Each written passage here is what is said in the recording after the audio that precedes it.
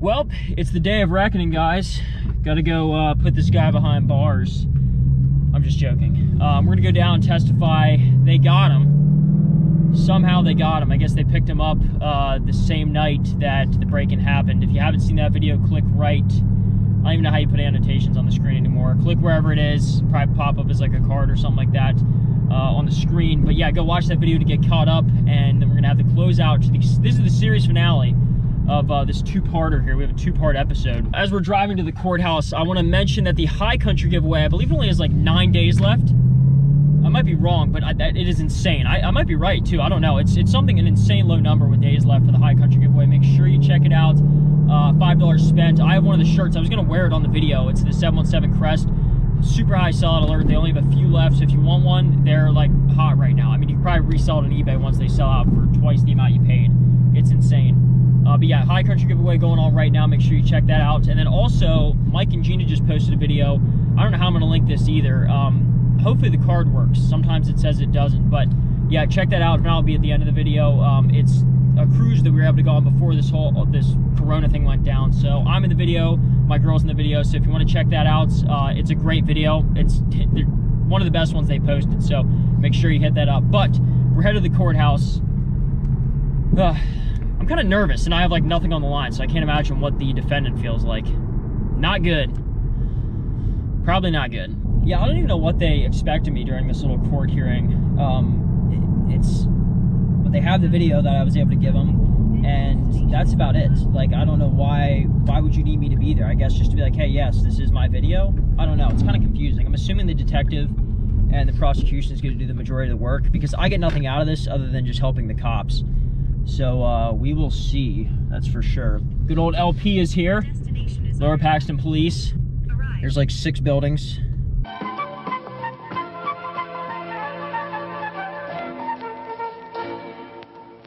I'm not raving about it. God, you're so crazy. All right, were you ready? I'm not raving about it. Yeah, I'm raving about it. You are raving about it. Really couldn't find him. So Yeah. this is Couldn't like find the guy. This is one of the first ones we can't find.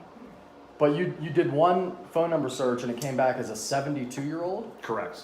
Wait, So wait. this Did could you get be the number like- That's off his the dad, I bet. Website? It could be his kid. dad. I hope the it's background? I hope it's Okay. his dad. Well, I mean, if it's an old guy, cool. Could I be. just feel like somebody that old doesn't watch my videos, so I don't know how. His name's Ralph. Ralph, giveaway winner. Hello. Hi, is this Ralph? Yes. Hey, this is Mike, Shane and Matt Beaver here. We're calling to let you know, and you might know why we're calling, but we're calling to let you know that you won our Dodge Viper. You're kidding, right? No, I'm not. You are, in fact, you're Ralph, right? Yes, I am. We already said that. And you live in Florida. Yes, I do. Well, you're the winner, bud. You are the winner. That's awesome. the silent pause. What are you gonna say? Yeah, we have yet to ever get the winner who like screams and yells. I know. PJ from New York, he was He was pretty loud. I'm kind of digging the Mustang studio out here. So the reactions are just never, for the most part, they're never good for the giveaway. I always feel bad for Mike going into those. The people, I understand you're in a lot of shock, but it'd just be nice to get the one person that's like, bro, I just want a car. Like, I'm going to freak out. Like, I would go insane. Anyway, the court hearing, I apologize. Like, I can't film inside court at all. So I have to do it in my Mustang in my yard. So it's kind of lame. But I can give you the full set rep of what happened. It was kind of weird. Very weird, actually. So we get brought into, like, a waiting room, and this woman comes out and is like, hey, are you getting reparations? Are you getting reparations? It goes around to everyone in the room. There was, like, 5 people asking if we get reparations. The defendant is sitting like 10 feet away from us on another chair. So it's kind of weird because people are just like, yeah, he did this to my car. He did that to my car. He broke into multiple vehicles that night, I guess. And it was just very awkward whenever she came up to me, and I'm just like, yes. Because I had a little bit of damage and some money missing. I didn't care. I'd essentially wrote it off, so it's not a big deal. This guy, they say the name on, like, whenever it's like, Dauphin County District Court versus, and then it shows the defendant's name. I actually went to high school with him. I believe I did. I think he was a few years back. I think he was in the same, he went to the same school as me, but not at the same time. So, like, I know of him. And he was, from what I remember, like, hearing about him or just seeing, like, updates on Facebook, because I think we were even Facebook friends back in the day. I don't know if he has a Facebook anymore, is that he would like play sports. So like I just remember seeing him. We all get pulled into this conference room besides him, like all the witnesses, and the detective speaking with us, and there's a young lady there who I went to high school with. I remember her, and she starts describing what happened to her, and her back window was smashed out. She drives a Toyota Prius, and he smashed into her rear window for some reason, and didn't take anything. So he obviously, I'm assuming at this point, was on drugs.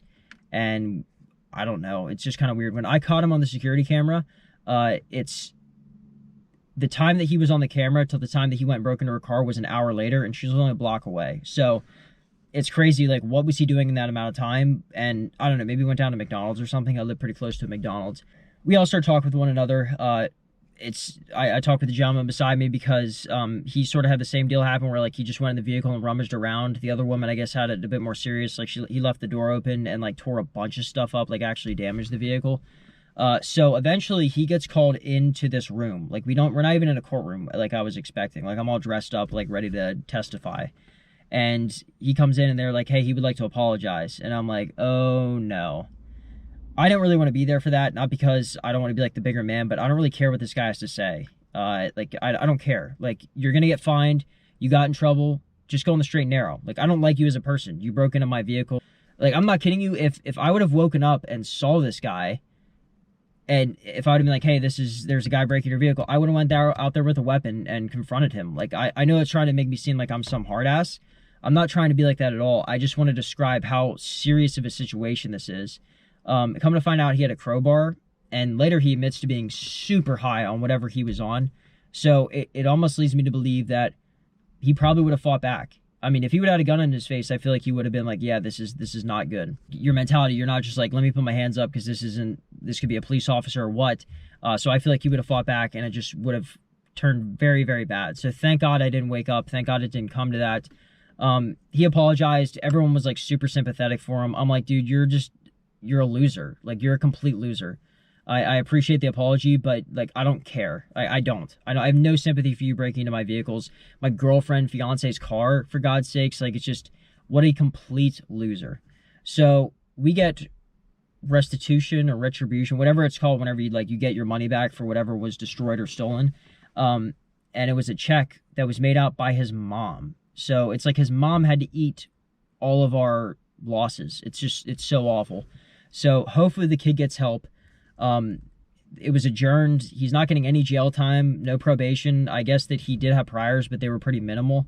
I thought if you had any amount of priors, even if they were misdemeanors, then you would be in a little bit more trouble. Maybe not facing jail time, but something a little bit more serious where it's just like, hey, we pay off the people that we affected and that's it.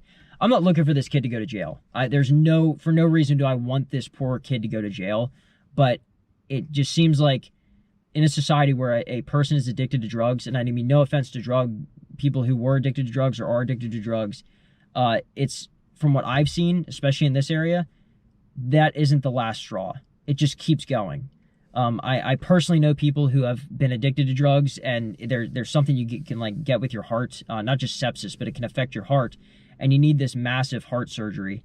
And I've seen it happen where I've talked to the surgeon because I work in hospitals all the time. And he's like, yep, I have operated on the same person 5 times in the same surgery because they just keep falling back on drugs.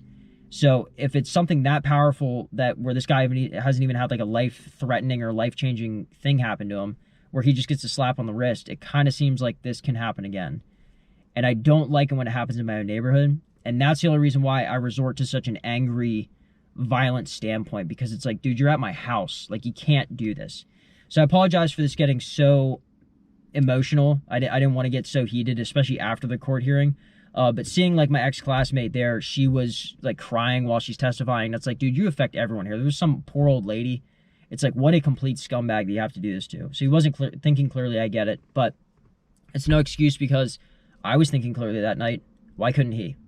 Anyway, sorry for ending on such a sour note. Go check out Mike and Gina's video. My girl and I are in it. It's a lot of fun. Gina worked really hard on that video, and it's probably the best one she's ever made. So make sure you check that out. The DURAMAX giveaway going on right now, and I'll get you updates in the next video, probably tomorrow, actually, because Mike and I are going to film, and we're going to go over and check on the DURAMAX. We're going to get updates on that as well. The parts came in. The bill is fat. It's just, it's so massive. I'm sorry for complaining so much this video, but there is a lot going on. Huge news, though, with the DURAMAX. I've been saying it's getting wrapped now for how long? I'm sorry I'm rambling, but I want to get this out real quick. It's going to happen, and it's going to be insane. You guys are going to believe the news with the wrap. So thank you guys so much for watching. Say justice in the comments, because I guess it was served. I mean, it went through the system. So yeah, say justice in the comments if you made it this far in the video. Hope you guys have a good weekend. Take care.